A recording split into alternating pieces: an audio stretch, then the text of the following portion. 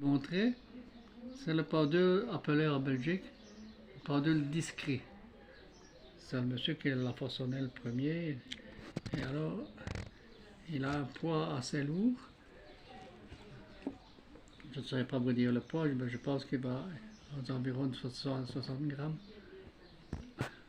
C'est pas plus. Parce que plus vous pratiquez, plus vous avez besoin d'avoir un pendule lourd. Parce que quand vous faites des recherches sur carte, des recherches précises, il ne peut pas bouger, il doit suivre. Ouais. C'est ça qui fait la différence d'un pendule à l'autre. Bien sûr, si vous allez dans une boutique à pendules, vous allez en avoir de toutes sortes, des pendules égyptiens, des pendules discrets, des pendules, beaucoup de choses. Mais le meilleur système, vous les regardez, vous pouvez les manipuler en main, le marchand vous laissera les voir en main, et vous partez sur le coup de cœur. Et comme votre coup de cœur est fait, bon, vous pouvez essayer d'apprendre avec votre coup de cœur. Je vous conseille la petite boule de buis. Vous allez faire un marchand de pétanque, et vous lui demandez pour avoir un cochonnet, je pense que c'est comme ça qu'il appelle ça, cette boule-là. Et avec ça, vous aurez l'outil pour démarrer et débuter.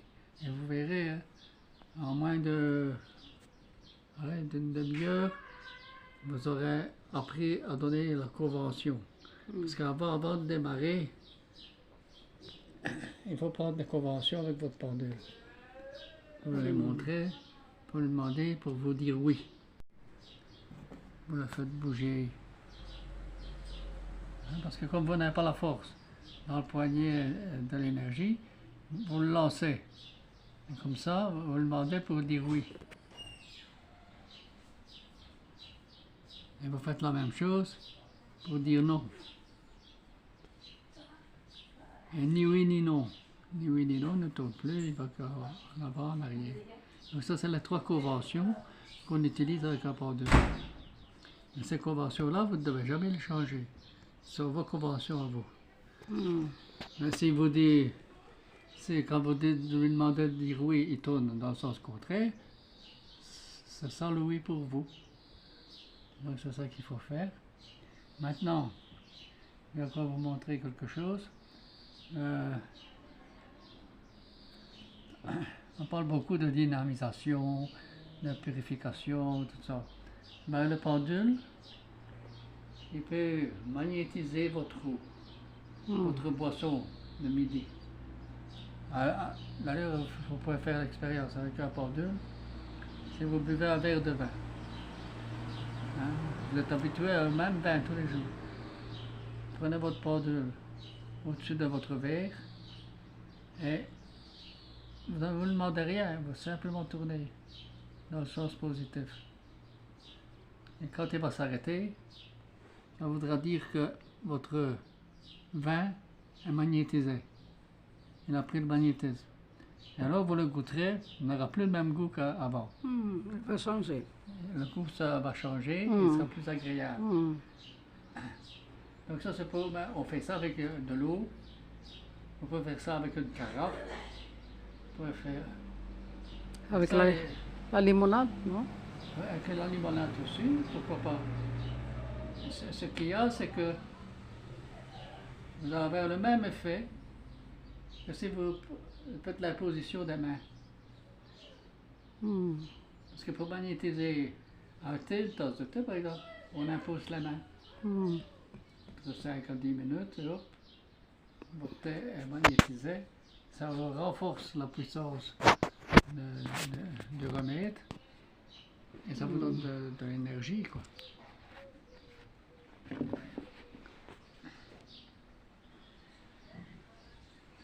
Et l'autre?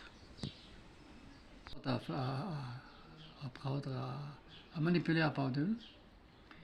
Bon, comment on fait quand on est novice, qu'on ne connaît rien? Le pendule, on le choisit, c'est le coup de cœur. Bon, celui qui n'en a jamais fait de pendule, je lui conseille d'aller acheter une bille qu'on utilise en buis. Il s'appelle, je pense, le cochon. Dans les jeux de pétanque, on utilise cette petite boule Pour ça. qui est en buis. Parce que c'est un bois dur, qui est difficile à prendre l'eau, et très solide. Alors on perce cette boule-là. Une fois qu'elle est percée, vous lui mettez une petite ficelle, une cordelette quoi, et vous avez un pendule idéal pour apprendre. Parce que moi, avec la boule, je ne saurais plus travailler, elle est trop légère. Parce qu'en travaillant votre pendule, vous allez développer une force qui va se libérer sur le pendule. Au début, il faudra un beau moment avant de vous en servir, convenablement. Mais quand on arrive à une pratique comme moi, par exemple, je vais vous montrer par exemple, le pendule, il exécute ce qu'on lui demande. Donc, quand vous cherchez une solution, il ne faut pas l'influencer pour ce que vous cherchez, vous ne connaissez pas.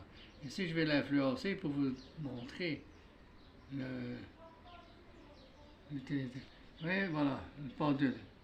Il ne bouge pas, je vais lui demander, dis-moi oui. On est un peu plus loin. Dis-moi oui.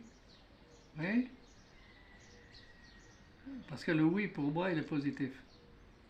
Mais la personne, le oui, c'est le négatif. C'est une convention que vous devez prendre. Et puis je lui demande, dis-moi non. Oui, directement il tourne. Mais avec un léger, je ne saurais pas le faire, parce qu'il y a trop de force.